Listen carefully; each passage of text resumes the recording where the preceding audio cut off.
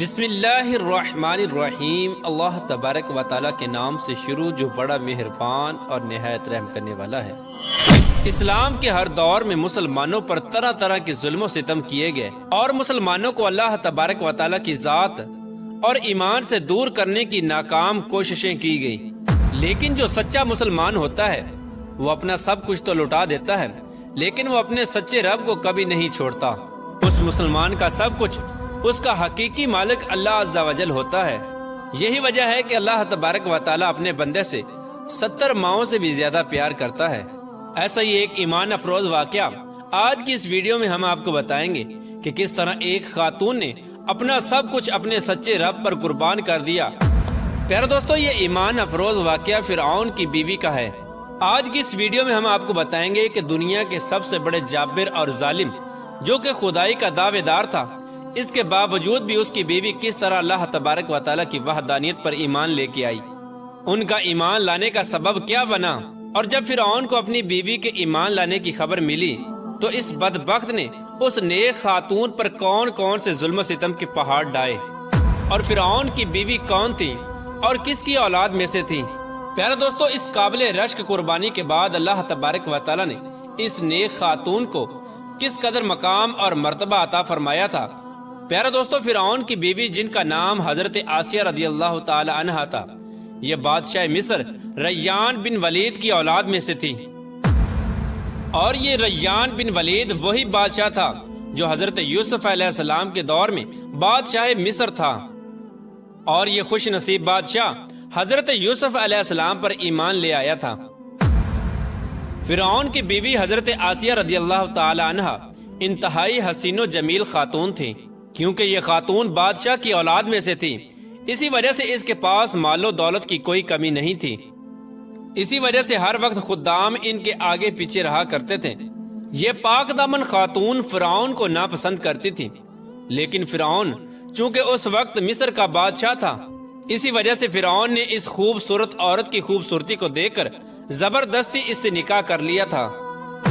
جبکہ حضرت آسیہ رضی اللہ تعالی عنہا اور ان کے والدین اس نکاح سے خوش نہیں تھے، لیکن انہوں نے حالات کی مجبوری کی وجہ سے حضرت آسیہ رضی اللہ تعالی عنہ کا نکاح فرعون سے کر دیا تھا۔ پیارے دوستو، فرعون کو حکومت و سلطنت اور مال و دولت کی کثرت اور طاقت کے نشے نے حد سے زیادہ مغرور اور بے لگام بنا دیا تھا۔ اس طرح اس بدبخت کافر نے ہزاروں بنی اسرائیل کے لوگوں کو اپنا غلام بنا کے رکھا ہوا تھا اور ان پر طرح طرح کے ظلم کرتا تھا۔ چونکہ اس بدبخت نے خدائی کا دعویٰ کر رکھا تھا، اسی لیے وہ تمام انسانوں کو اپنا غلام تصور کرتا تھا اور ان معصوم لوگوں کے ساتھ جانوروں جیسا سلوک کرتا تھا۔ چنانچہ وقت یوں ہی تیز رفتاری کے ساتھ چلتا رہا، سال مہینوں میں اور مہینے ہفتوں میں اور ہفتے دنوں میں تبدیل ہو کر گزرتے چلے گئے، اور پھر وہ وقت بھی آ گیا کہ اللہ تبارک و تعالیٰ کے پیارے نبی حضرت موسیٰ علیہ السلام اور حضرت ہارون علیہ السلام اس دنیا کے اندر تشریف لائے، اور مصر کی سرزمین لا الہ الا اللہ کی صداؤں سے گونج اٹھی۔ اللہ تبارک و تعالیٰ نے حضرت موسیٰ علیہ السلام اور حضرت ہارون علیہ السلام کو فرعون کی طرف اور ان کی قوم کی طرف دعوت حق دینے کے لیے اور ہدایت کی طرف بلانے کے لیے مبعوث فرمایا تھا۔ اللہ تبارک و تعالیٰ کے ان پیغمبروں نے بنی اسرائیل کے لوگوں کو اللہ تبارک و تعالیٰ کی وحدانیت کی طرف بلایا اور لوگوں کو باطل معبودوں کی پوجا کرنے سے منع کیا۔ حضرت موسیٰ علیہ السلام نے فرعون کو طرح طرح کے معجزات دکھائے، لیکن اس کے باوجود بھی یہ لوگ کفر اور سرکشی پر اڑے رہے اور اللہ تبارک و تعالیٰ کی وحدانیت کا مسلسل انکار کرتے رہے۔ اس کے باوجود بھی حضرت موسیٰ علیہ السلام فرعون کو اور بنی اسرائیل کے بدبخت لوگوں کو دعوت حق دیتے رہے۔ جب فرعون حضرت موسیٰ علیہ السلام کی اس تبلیغ سے تنگ آ گیا تو فرعون نے یہ خیال کیا کہ کیوں نہ موسیٰ علیہ السلام کو لوگوں کے سامنے جھوٹا ثابت کیا جائے۔ چنانچہ فرعون نے حضرت موسیٰ علیہ السلام کو جھوٹا ثابت کرنے کے لیے ایک خاص دن مقرر کیا، جس دن مصر کے اندر بہت بڑا میلہ لگتا تھا اور جس میلے کے اندر کثیر تعداد میں لوگ جمع ہوتے تھے۔ چنانچہ فرعون نے مصر کے تمام بڑے بڑے جادوگروں کو بلایا اور حضرت موسیٰ علیہ السلام کو جھوٹا ثابت کرنے کا کہا۔ چنانچہ جب وہ میلے کا دن آیا تو ایک وسیع و عریض میدان سجایا گیا، اور ادھر فرعون اپنی فرعونیت کے نشے میں مخمور ہو کر اپنے عالی شان تخت پر جا بیٹھا، اور سلطنت کے کونے کونے سے بلائے گئے बड़े बड़े जादूगर भी जमा हो चुके थे और इस तरह हजारों अफराद का मजमा भी जमा हो चुका था और ये हक और बातिल का अजीम तरीन मार्का था जिसको देखने के लिए बेशुमार लोग जमा हुए थे। और इधर अल्लाह तबारक व तआला के सच्चे नबी हजरत मूसा अलैहिस्सलाम और हजरत हारून अलैहिस्सलाम भी तशरीफ ला चुके थे और हजरत मूसा अलैहिस्सलाम के चेहरे अनवर पर जाहो जलाल नजर आ रहा था। चुनाचे इस अजीम मार्के का आगाज हुआ और जादूगरों ने फिरऔन की इज्जत की कसम खाकर अपने जादू की लाठियां और रस्सियां फेंकनी शुरू कर दी। तो वो लाठियां और रस्सियां एकदम से सांप बनकर पूरे मैदान के अंदर दौड़ने लगी। इन सांपों को देखकर पूरे मजमे के अंदर खौफ और हिरास फैल गया और तमाम लोग बदहवास होकर इधर उधर भागने लगे। इधर फिरऔन और उसके जादूगर अपने नशे में बदमस्त होकर तालियां बजाने लगे और इस मंजर को देखकर खुश होने लगे। और उधर अल्लाह तबारक व तआला ने अपने प्यारे पैगंबर हजरत मूसा अलैहिस्सलाम को अपना असा मुबारक फेंकने का हुक्म दिया। तो उस वक्त हजरत मूसा अलैहिस्सलाम ने अल्लाह तबारक व तआला के हुक्म की तकमील करते हुए अपने असा मुबारक को उन सांपों के हजूम में डाल दिया। चुनाचे देखते ही देखते हजरत मूसा अलैहिस्सलाम का वो असा एक खौफनाक और हैबतनाक अजदहा बनकर नमूदार हुआ जिसने जादूगरों के तमाम छोटे छोटे सांपों को निगल लिया। हक और बातिल का ये अजीमुशान मोर्जा देखकर जादूगरों के दिलों में ईमान का नूर चमक उठा और तमाम जादूगर अल्लाह तबारक व तआला की बारगाह में सजदे में गिर गए और तमाम जादूगरों ने अल्लाह तबारक व तआला की वहदानियत की तस्दीक की और अल्लाह तबारक व तआला की सच्ची जात पर ईमान ले आए। चुनाचे जब हजरत मूसा अलैहिस्सलाम के इस अजीमुशान मोर्जे और जादूगरों के ईमान लाने की खबर हजरत आसिया रदियल्लाहु ताला अन्हु को पहुंची तो उस वक्त हजरत आसिया रदियल्लाहु ताला अन्हु के दिल में भी फौरन हक का नूर चमक उठा और इस तरह हजरत आसिया रदियल्लाहु ताला अन्हा अल्लाह तबारक व तआला की वहदानियत पर ईमान ले आई। लेकिन उनका ईमान लाना इतना आसान न था क्योंकि वो एक जाबर और जालिम और खुदाई के दावेदार बदबख्त हुक्मरान की बीवी थी और हजरत आसिया रदियल्लाहु ताला अन्हु के दिल में ये भी डर था कि अगर फिरऔन को मेरे ईमान का पता चल गया तो वह जालिम बादशाह मुझ पर जुल्म सितम के पहाड़ डालेगा और अपने जुल्म की तमाम हदें पार कर देगा। लेकिन इसके बावजूद भी हजरत आसिया रदियल्लाहु ताला अन्हु ने अपना सब कुछ अल्लाह तबारक व तआला की जात पर छोड़ दिया और अल्लाह तबारक व तआला की वहदानियत पर ईमान ले आई। इब्तिदा में हजरत आसिया रदियल्लाहु ताला अन्हु ने अपने ईमान को किसी पर जाहिर न किया। कुछ अरसा यूं ही गुजरता रहा और फिर एक दिन ऐसा अजीबो गरीब वाक़या पेश आया जिस वाक़े के बाद हजरत आसिया रदियल्लाहु ताला अन्हु के दिल में फिरऔन के लिए मजीद गजब की आग भड़क उठी और हजरत आसिया रदियल्लाहु ताला अन्हा फिरऔन से मजीद नफरत करने लगी और फिरऔन के मुसलमानों पर किए जाने वाले जुल्म सितम हजरत आसिया रदियल्लाहु ताला अन्हु के लिए नाकाबिले बर्दाश्त थे। चुनाचे वो इबरतनाक वाक़या कुछ यूं पेश आया कि फिरऔन की बेटी के एक खादमा थी जो फिरऔन की बेटी के सर में कंघी किया करती थी। एक दिन उस खादमा के हाथ से कंघी गिर गई तो उस खादमा ने बिस्मिल्लाह पढ़कर उस कंघी को उठा लिया। उस वक्त फिरऔन की बेटी ने इन कालिमात को सुन लिया और फिरऔन से जाकर उस खादमा की शिकायत कर दी कि वो खादमा आपके अलावा किसी और को खुदा मानती है और आपके अलावा किसी और की इबादत करती है। ये बात सुनकर फिरऔन लाल पीला हो गया और उसने गजबनाक होकर उस खादमा को अपने दरबार में बुलाया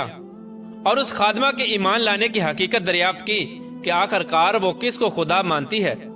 और फिरऔन उससे कहने लगा, क्या तू मेरे अलावा किसी और को खुदा मानती है? तो उस वक्त उस खादमा ने फौरन जवाब दिया कि हाँ, मेरा और तेरा रब अल्लाह अज़्ज़ा वजल है, वही वाहदाहु ला शरीक है और उसके अलावा उसका कोई शरीक नहीं। चुनाचे खादमा की ये बात सुनकर फिरऔन उस पर मजीद गजबनाक हो गया। चुनाचे फिरऔन ने उस खादमा को और उनके मासूम बच्चों को खौलते हुए तेल में डाल दिया और उनको शहीद कर दिया। ये खौफनाक और दिल खराश मंजर उस वक्त फिरऔन की बीवी भी देख रही थी। इसी दौरान अल्लाह तबारक व तआला की कुदरत की जलवा गरी हुई और अल्लाह तबारक व तआला ने हजरत आसिया रदियल्लाहु ताला अन्हु की आंखों से गैब के पर्दे उठा दिए थे और फिरऔन की बीवी की बसीरत को रोशन फरमा दिया था। और फिरऔन की बीवी ने यह मंजर भी देखा कि फरिश्ते उस खादमा की रूह को लेकर आसमान की तरफ जा रहे हैं। इस तरह फरिश्तों को देखने के बाद फिरऔन की बीवी का ईमान मजीद मजबूत हो गया और वो मजीद अल्लाह तबारक व तआला की वहदानियत का यकीन करने लगी और हजरत मूसा अलैहिस्सलाम की सदाकत اور حقانیت بھی واضح ہو گئی۔ اس خوفناک منظر کو دیکھنے کے بعد فرعون کی بیوی سوچ میں پڑ گئی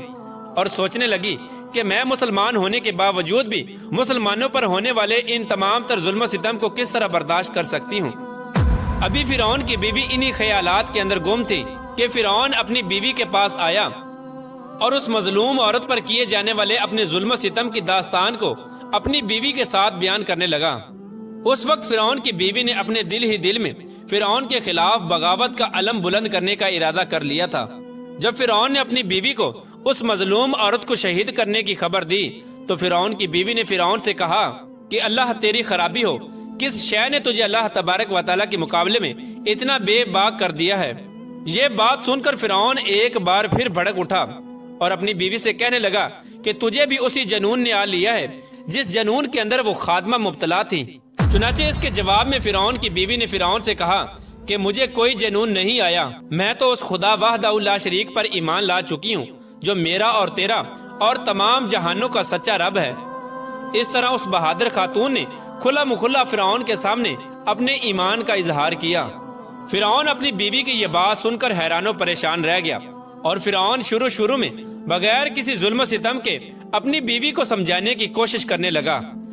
اور فرعون نے اپنی بیوی کو ایمان سے دور کرنے کے لیے ان کے والدین کو بھی بلایا اور ان کو دھمکی دینے لگا کہ اگر تمہاری بیٹی نے حضرت موسیٰ علیہ السلام کے خدا کا انکار نہ کیا تو ضرور یہ موت کا مزہ چکھے گی۔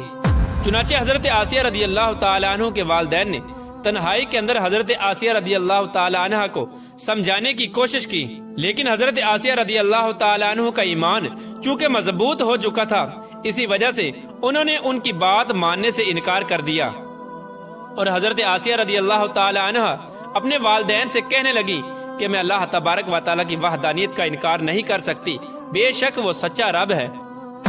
چنانچہ جب فرعون کا یہ حربہ بھی ناکام ہو گیا تو اس وقت فرعون نے اپنی بیوی کو طرح طرح کی اذیتیں دینے کا فیصلہ کیا تاکہ یہ اپنے ایمان سے دور ہو جائے اور مجھ کو خدا ماننے لگے۔